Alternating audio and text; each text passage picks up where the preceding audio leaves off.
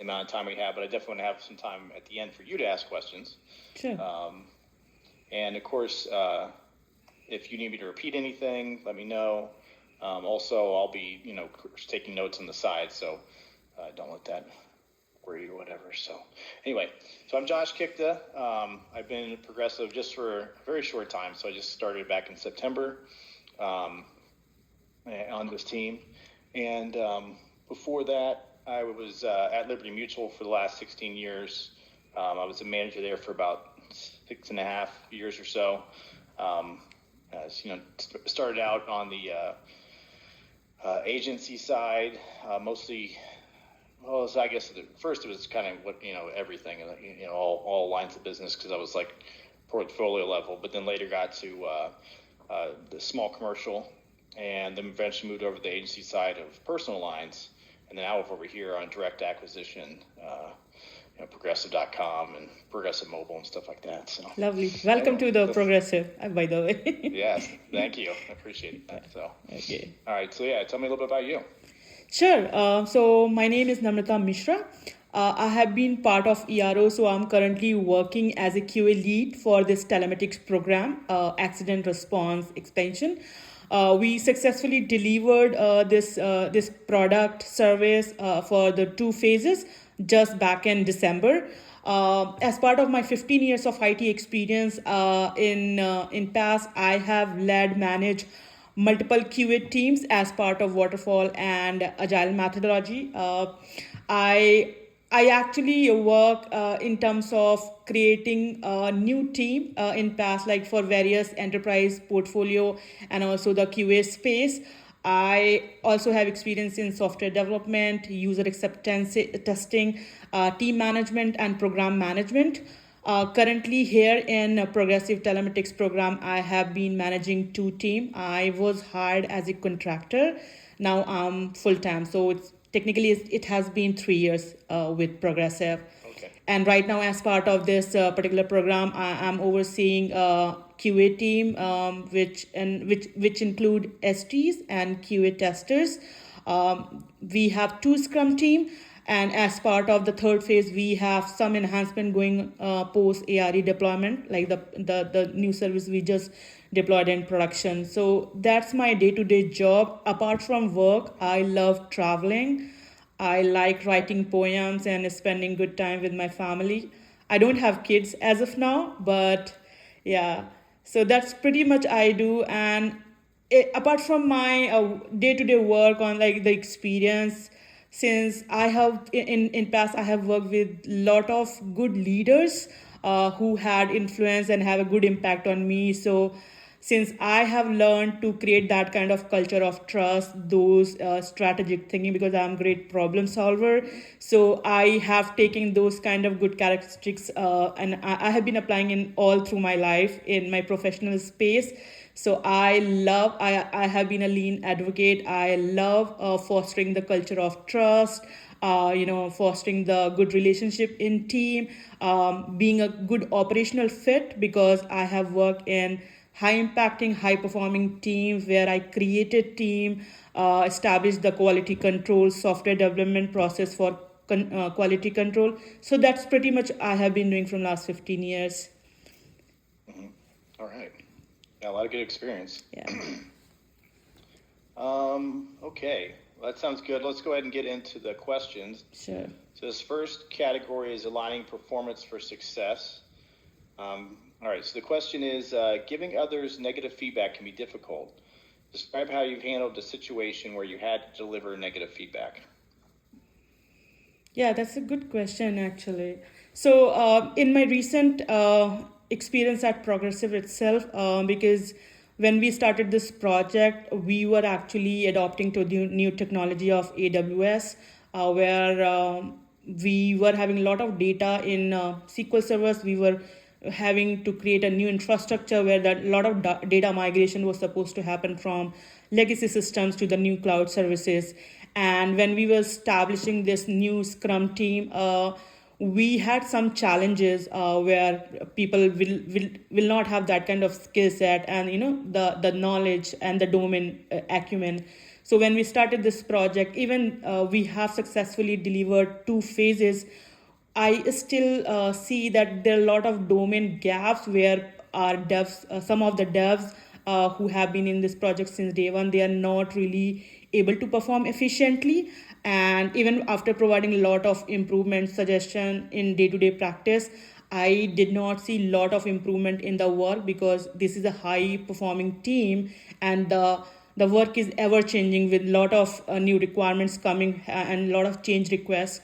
So recently, when I observed that even a dev was leading an effort, and when there was a code change happened from Newtonsoft to the system text JSON, which was kind of a completely package change in terms of the API solutions, and he did those code changes, and the issues are still coming in the QA deployment, and not just once, it was like multiple times, and they were not able to triage the issues for the operational efficiency.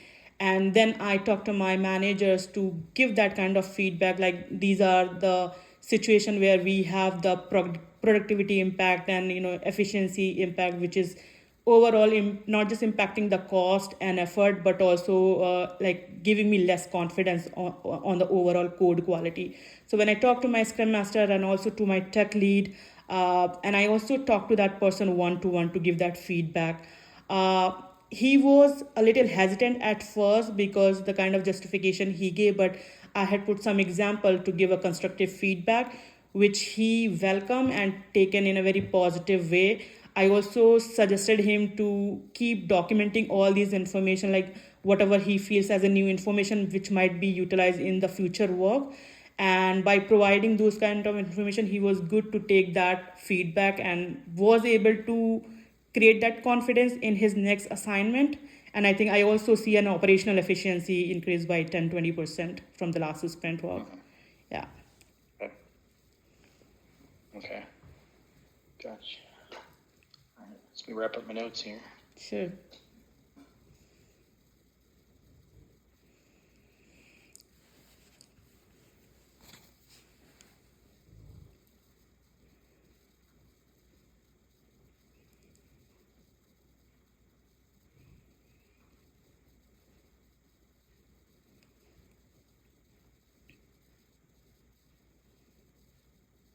All right. This next one is coaching and developing others. So give me an example of a project, task, or assignment you delegated to someone to help the person develop a specific skill. So I'll take the same example, but in regard to our QA. So this particular program, since we were developing the new infrastructure altogether, not just for the business new functionality, but also for lot of customer communication.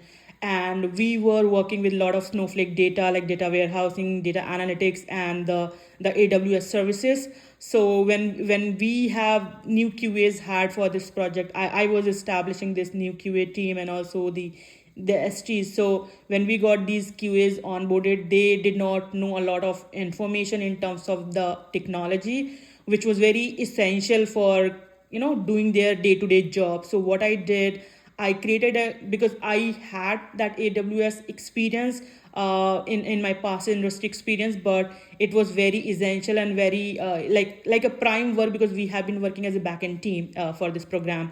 And I created a lot of documentation, a lot of access roles, like what kind of testing tools they need to accomplish their day-to-day job.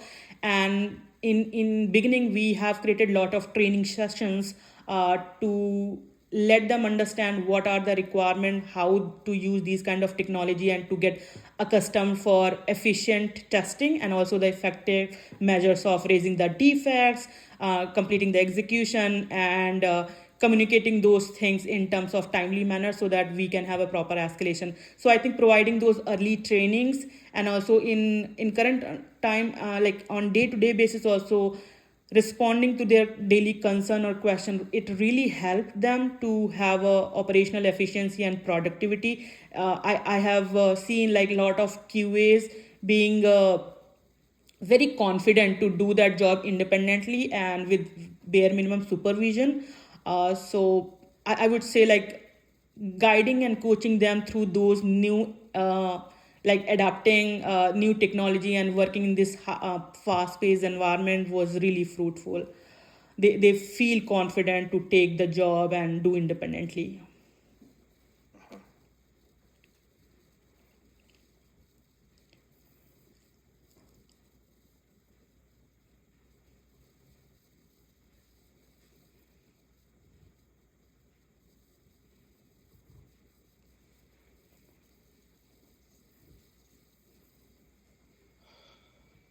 All right. Facilitating change. Describe the strategies you've used to facilitate the implementation of a major change in your group, team, or organization. Which strategies have worked well and which have not worked as well? Sure.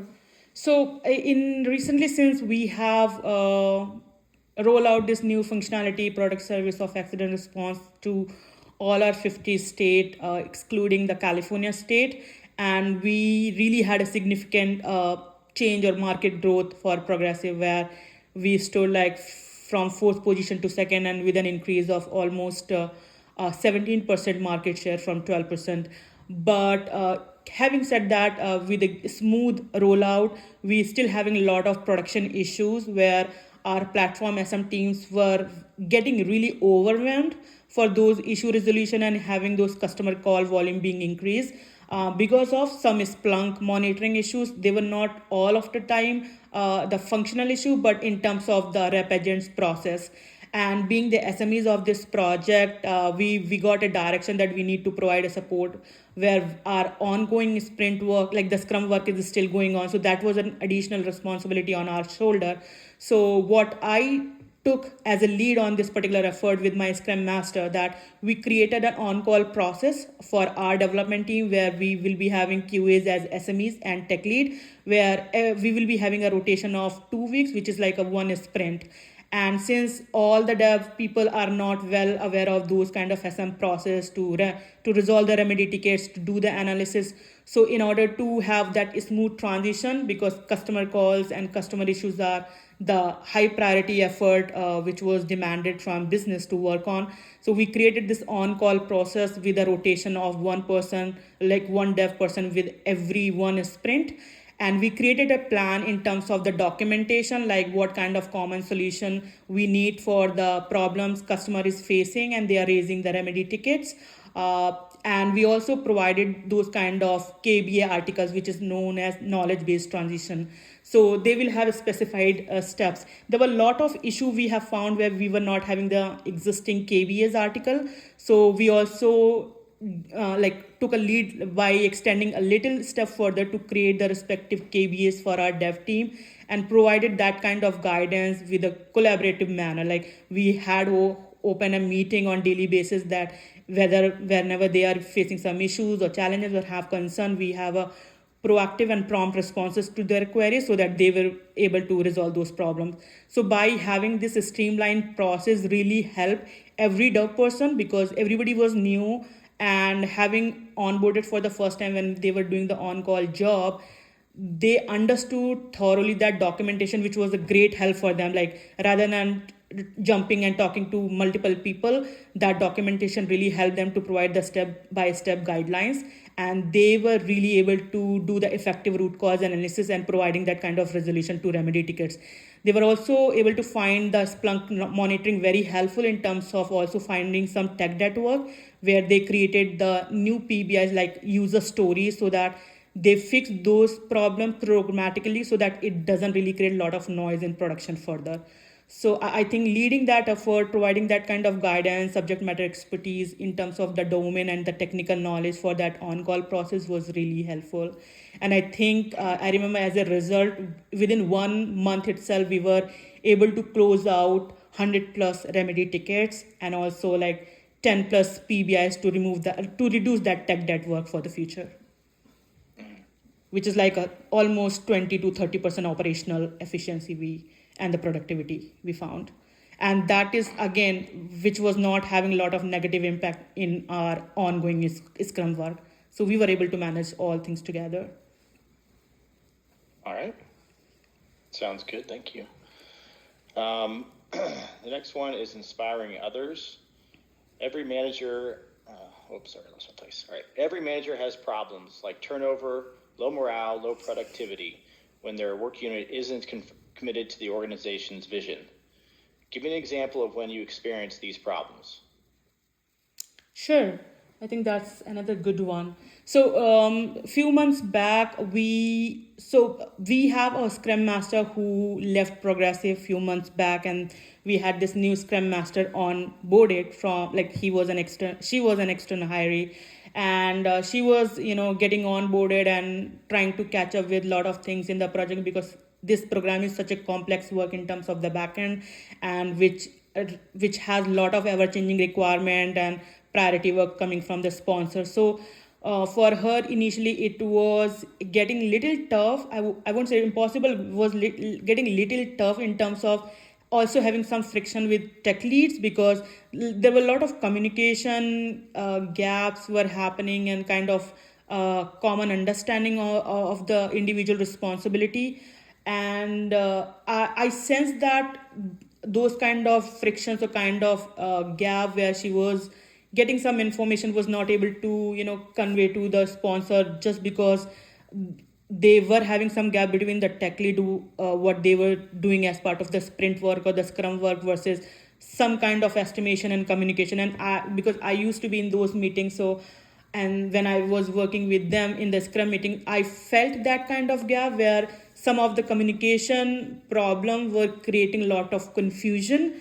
And then what I did, I talked to my SM, like the scrum master and also the tech lead, because tech lead was also giving me that kind of feedback that sometimes she used to get missed the way she was handling the work earlier. And when I saw this kind of friction and gap, I talked to them one on one to provide an idea how we have been working in communicating that transparent communication in terms of having the proper communication and the details being communicated to sponsors and within the scrum work. And by having those frequent conversation, I just did not really increase their confidence while talking together, but also created a kind of harmony between teams to avoid that kind of friction and creating more trust within the team. So I think that really improved their productivity and also the confidence while talking to each other rather than having some miss here and there, and providing the right kind of information to the solution architect, product owners, and the sponsors. So basically, a lot of gaps were happening in the communication where things were sorted out earlier. But after having this kind of confirmation, like that kind of communication and kind of direction, which I helped with them, it really improved. It really improved because sometimes it's very important to understand the different perspective rather than projecting our own thoughts. And I think that's what I end, because when I joined this particular company and project, I had a similar kind of challenges where I had to create a team, I had to work with multiple vendors, and I did not have that kind of onboarding, to be very frank, in terms of the technical knowledge or business domain on this particular project. So I was understanding what the scrum master might be feeling, and by talking to her, providing all the kind of details she needed to feeling confident and communicating that to other people was really helpful for her.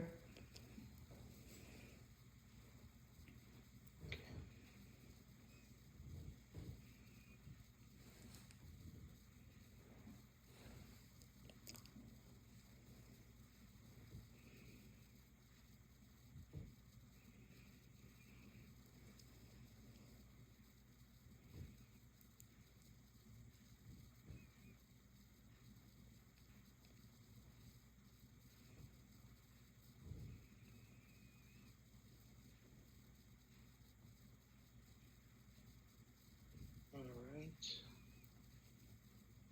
Okay, next question.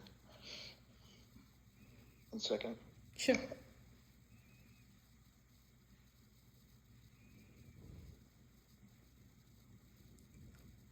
He's looking up. Jeez, he found a spider, so he was trying to. I thought he was doing something else. Okay. So dogs love to chase spiders. I don't know if you've ever seen them do it. It's really Yeah, funny that's true. because they don't see them. They're like cats. Cats see it really well. Dogs don't do that as well, and so they get lost frequently, and they'll try to jump at, and they always miss it. It's hilarious. So. Yeah. By the way, I love dog too. Right away. Yeah. Yeah. Okay. Yeah, here he is. Well, He's a big fluffy guy.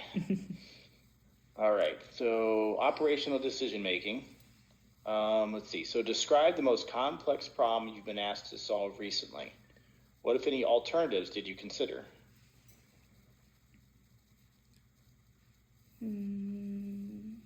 Sure.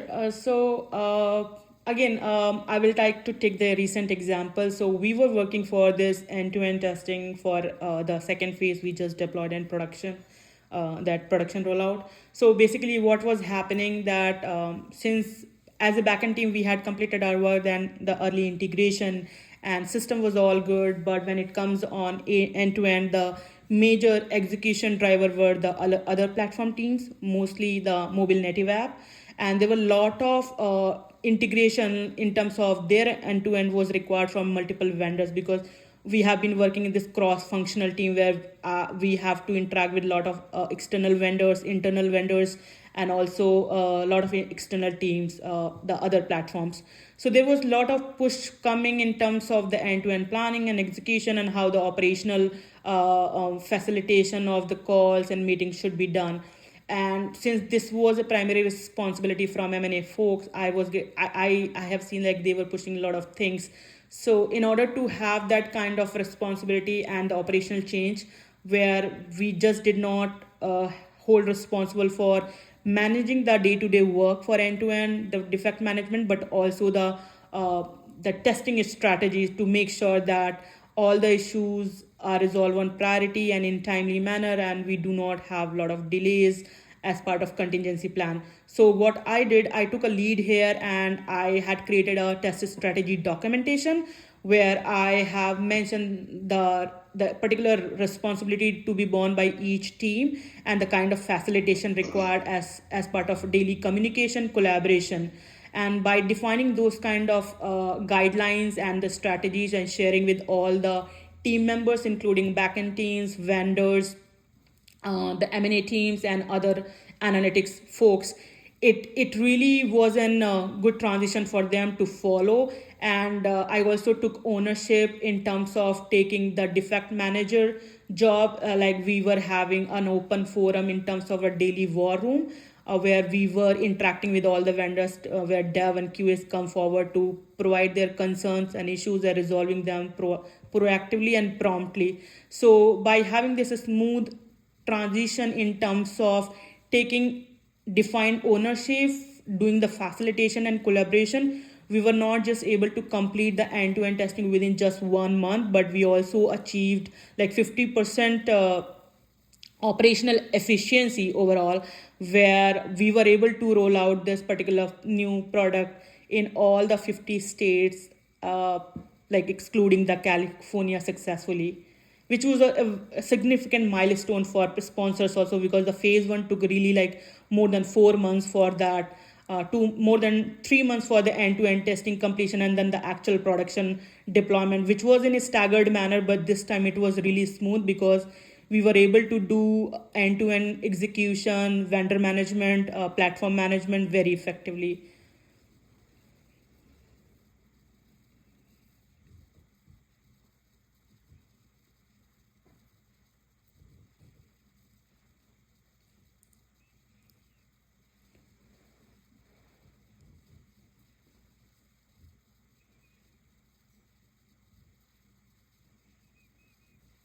Right.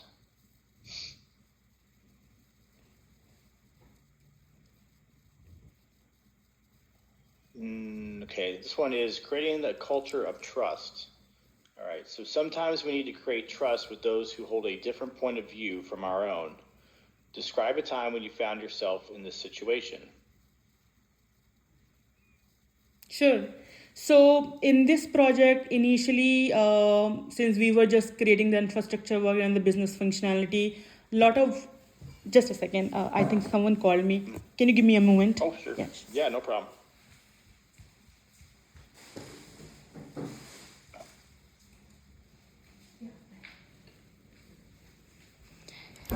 Sorry, it was my sister. No problem at all. Sometimes phone calls can be important. I get it. Yeah. All right. Okay. So Yeah, so initially the heavy burden was on QA testers where we were doing testing, and there were a lot of gaps I saw in terms of automation work because they were starting the work in a staggered manner because most of the time unit test coverage was done by dev, and there were a lot of system integration expectation, and also the integration expectation where the test scenarios what QAs were providing to STs, they were not really implemented in timely manner, so we were still having a lot of gaps in terms of the code deployment and having a lot of bugs. So when I saw these kind of problems, I have discussed with my tech lead and also having very transparent and open conversation with STs to understand their challenges, where the gaps were coming on, and what kind of improvement we as a QAs were suggesting to them why they were not able to implement. And I realized that there were a lot of domain gap, and also the direction they needed were not really being resolved in timely manner. So that was taking time and getting the carryover, and that's why the work was not completed in timely manner. And because of all these things, the challenges, they were not able to do their job that efficiently. So, and also there were a lot of technical things which was required the support from the tech leads. So all the direction used to be given, but in nutshell the actual implementation was not really being very productive. So what I really did in order to have that thorough understanding of the domain knowledge in terms of like what kind of triggers, what kind of code functionality they need to implement in terms of system integration full end to end. So what I did, I created 100 plus test cases myself for the automation team, and I provided that guidance what kind of test cases should be priority one as part of system integration versus unit test coverage and the integration coverage. And by dividing that kind of approach in priority P1, P2, P3, and also to understand the technical aspect like what can really be automated versus what cannot be, to so sort out those scenarios as well, to rule out the waste of the effort. So by providing that kind of guidelines and the required prerequisite information, that really helped them, because sometimes if they do not know the domain knowledge, they somehow not able to do the proper root cause analysis even they implemented something. So by providing that on day-to-day basis, we had a regular weekly call with them to understand their and that was not just limited to weekly call.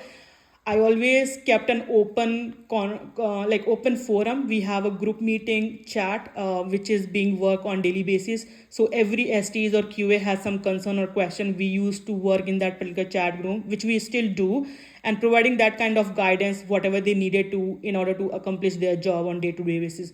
So by providing all this information, documentation, and also a lot of technical insight, they were able to do that completion very effectively. And I think I remember during the end-to-end that automation test runs like the smoke tests were very helpful to find the defects early on, so that it also saved a lot of QA's effort in terms of new data staging, the manual effort.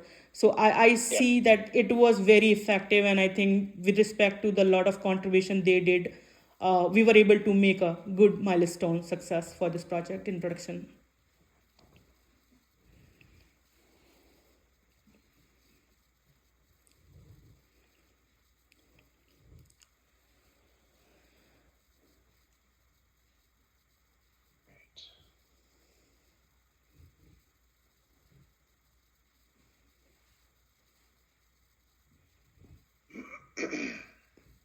All right. This one is called, this category is creating an inclusive environment. All right. So working with people from diverse cultures or backgrounds can be a challenge. Tell me about a time when you faced a challenge adapting to a person from a different culture or background.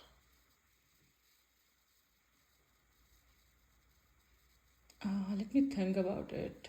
I did not really have so many examples, but in my recent team itself, like in the current project itself, we have folks from different background. Like the current QAs, they initially were part of other business team, but they chose that QA role. And also like I had been having a developer role earlier in my IT experience, like back in 2000s and 2010, I would say.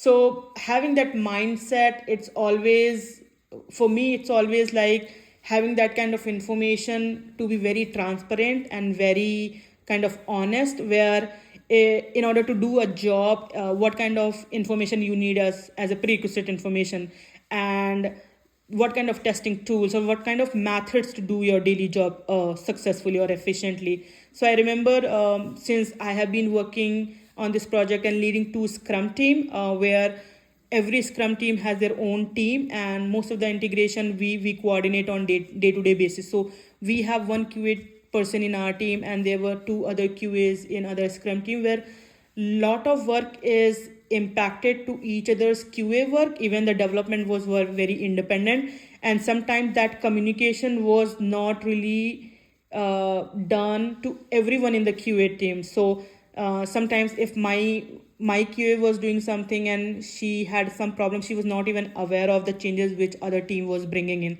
So these kind of back and forth changes and kind of some communication gap in terms of the test specify or the open meetings, like the common channels, that inclusion was not happening a lot. So I always made sure that it happens. And I also talk, like when I found that some of the gaps were happening where the defects were not raised in timely manner, just because the functional understanding was not very accurate and clear, I talked to that person, like what has been the challenge, why she was facing such issues or not finding the issues earlier on. And she mentioned that she was not aware of the changes, and she was having a good test planning in terms of whatever the risk based scenario she planned, but there was still some gap which was like missed from other teams to communicate. So what I did, I have sat down with all the QAs in our team, STs, that every time there is a new QA deployment happen, we need to inform in the chat. And also if any new user story is coming where we might have a dependency on each other's work or kind of dependency on each other's works, then we need to communicate early on so that team like QAs are well aware and they can clarify the following questions or concern in advance so that they can utilize that test planning window, not to waste much time in the planning during the execution time when the code comes in the QA environment. And having that regular communication, I also suggested her to go through the different board, like other teams, Scrum board and our board, on daily basis rather than weekly basis or a bi-weekly basis, because it will let her know that what kind of new changes are coming in parallel work of the sprint. So I think providing those kind of direction and open communication, she felt confident, and she always coming forward to clarify these questions early on rather than in the execution time. So it also improve her confidence and also her productivity in terms of finding those defects early on, even if it was not impacted with the work assigned to her, but also finding issues in other work what other team was doing. So I think that was really a great observation from my side, that she was not able to clarify those questions early, finding the right bugs in right time, and having that kind of production slippage to avoid it a lot. Yeah.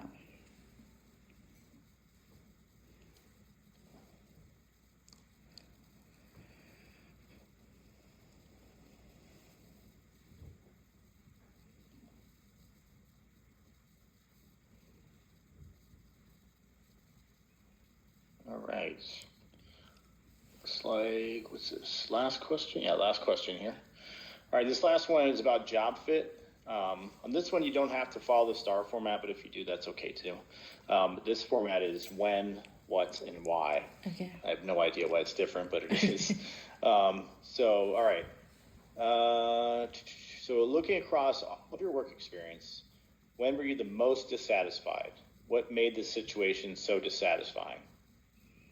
Oh, I love this answer, like this question to answer, because first of all, I applied this job because of direct execution, because it's such a domain that I have worked in my past industries, like AT&T, Spectrum, Charter, and also British Telecom, because direct execution teams is something which not just focus on, supporting the IT business function, but also building the business, bringing the new customers and asset directly. And I remember in my AT&T and Spectrum experience, I was hired to create this new team where I had to create a high performing team for quality and the automation team, where it was a great experience in times of creating, establishing the quality control, providing that kind of knowledge, and with this ever changing requirements in high paced environment or the challenging environment. It was really gave me confidence, because I'm a strategic thinker, critical problem solver. So I always love to analyze data and following that trend, doing the research analysis, and gaining that knowledge and sharing with my teams so that they can do their job effectively and independently. So I think I really like this kind of environment, which not just helpful for my own personal growth but also for my teammates.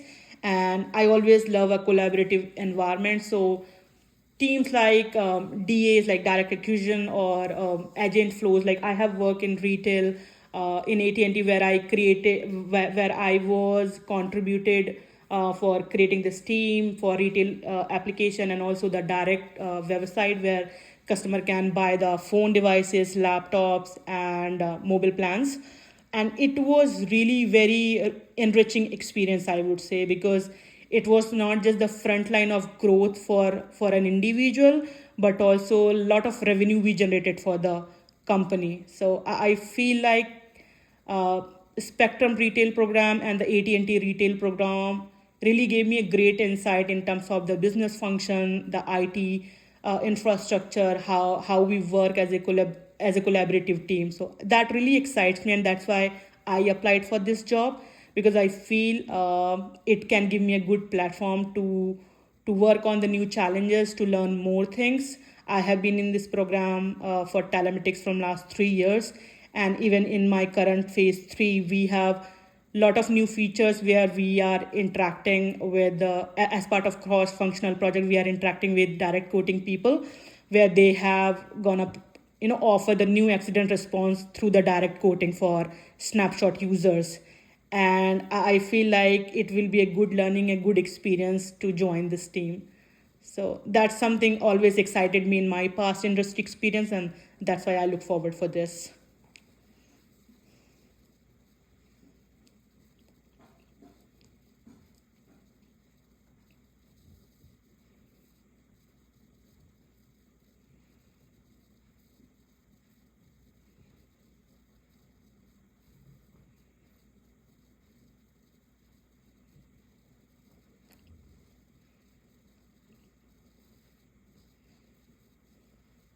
All right.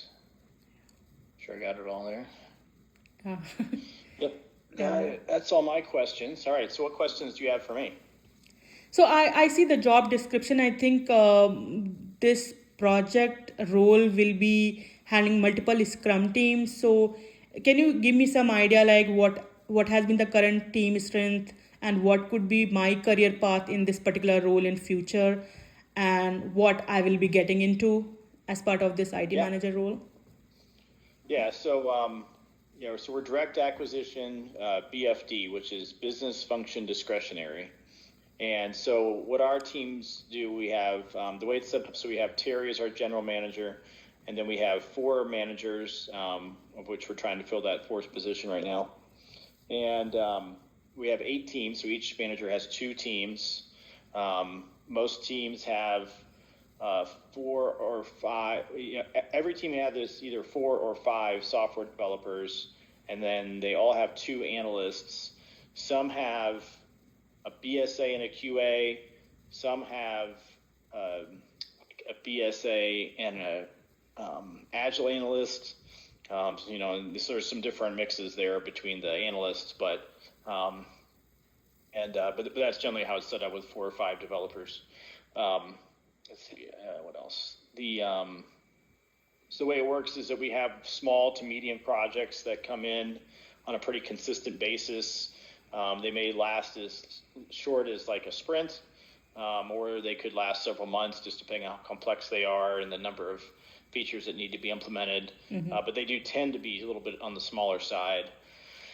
A lot of them are sort of high value, quick changes that we can get out there and to trying to help throughput for the policies.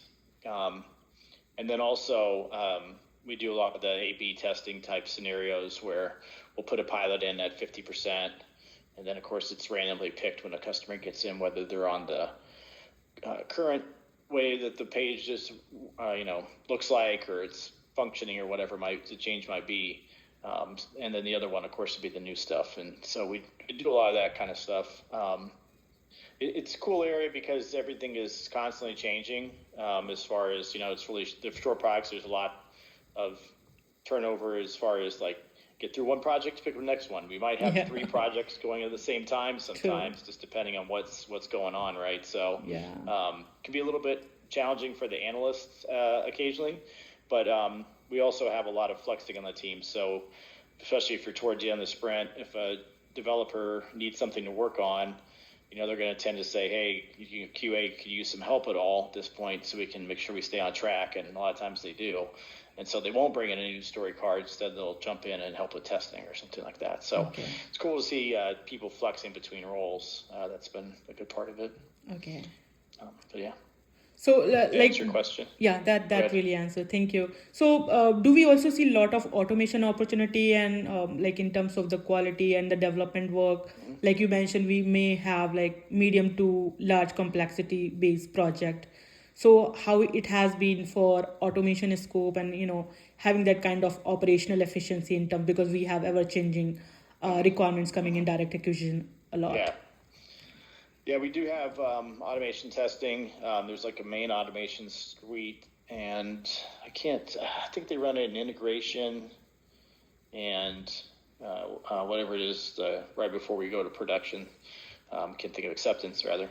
There we go. And so they run it in those 2 environments mostly. Each team is responsible for updating their automation. It tends to be handled by developers, but we have talked about getting QA folks into it more in the future as well. There's one test engineer that's on a different team, and he's sort of in charge of that test automation suite overall. But yeah, so it is a part of something. Developers are doing a lot of unit testing, of course, as well. But I think there is a lot of opportunity, certainly in automation testing, to do even more because, 1, I'm sure we're not optimizing it, and 2, we're using an older program compared to some of the newer stuff that's out there, like Playwright and Maven and stuff like that would be a little bit better, maybe. Than what we're doing today. Yeah. But yeah. Okay. It's really easier for people to work on because right now I think it's very heavy C#, if I remember correctly, that they're doing. That's right. Same in our project. Yeah. Yep. Yep. Well, thank you. Thanks for that information. Okay. Any other questions? No, I'm good. Thanks, Josh. All right. How many interviews have you had so far? So this is my 3rd interview. So I had applied for 3 jobs actually. So for 2, the resume was selected. For one resume was not selected. So for first job, 2 interviews have been done, and for this job, this is my first interview. Oh, okay. Yeah. Gotcha. Yeah. So you'll have several more next week then. Yeah. Yeah. So, all right. Well, good luck with the rest of your interviews. I don't know if John told you we're trying to move pretty quickly on this one. So we're trying to get it all wrapped up and make a decision by the end of next week. So hopefully you'll hear something either by, the end of next week or shortly in the week after, I would think. So sure. Just last one question. Thank you so much. Thank you so much for taking time to interview me and providing all these better insight of the project who are going on. How many candidates so far, if you know, like how many candidates applied for this job? I think, how many applied total? I think there were over 100 total. Oh, okay. But this final group is, I think, 8 people. So yeah, pretty big pool of folks that we're interviewing. And mostly are external hiring, or there are like combination of That's combination. Okay. Yeah. I actually haven't looked at the exact mix. It's either 50-50 or there might be one more external. I can't remember which. Okay. Cool. But yeah, we seem to always get a good mix, which is nice. I like to, talk to both sets of folks. Sure. Thank you. Yeah. All right. You're very welcome. Have a great weekend. You too. Thank you. All right. Bye.